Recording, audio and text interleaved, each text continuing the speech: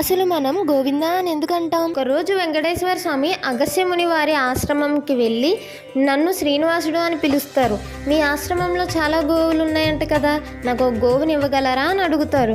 అందుకు ఆ ముని, గోవుని ఇవ్వడానికి నాకు ఎటువంటి అభ్యంతరం లేదు, కానీ వేదాల ప్రకారం ధర్మపత్ని లేనిదే గోధర్మం చేయరాదు అని అంటారు, కాబట్టి మీరు మీ భార్యను తీసుకొని రండి అంటాడు. అలానే అని చెప్పి వెంకటేశ్వర స్వామి వెనక్కి వెళ్ళిపోతారు. సతీమణి పద్మావతితో మళ్ళీ వస్తారు, కానీ ముని ఆశ్రమంలో ఉండరు. తన శిష్యులు ఉంటారు. శ్రీనివాసులు ఇలా అంటారు, మీ గురువు గారు గోవునిస్తానని మాటిచ్చారు, అతను నన్ను నా సతీమణితో రమ్మన్నారు, ఇదిగో నా భార్య పద్మావతి. శిష్యులు మా గురువు గారు లేనిదే గోవు ఇవ్వడం కుదరదు అని అంటారు. దానితో వెంకటేశ్వర స్వామి కోపంతో తన కొండ వైపు గబగబా వెళ్ళిపోతారు. కొద్దిసేపట్లోనే వచ్చిన ఆ ముని, ఆ విషయం తెలుసుకున్న ఆ ముని గోవుని తీసుకొని వెంటనే వెంకటేశ్వర స్వామి వెనకాల, స్వామి గోవు ఇందా అంటాడు. గోవు అంటే ఆవు, ఇందా అంటే ఇదిగో అని అర్థం, అందుకే గోవింద అంటాం.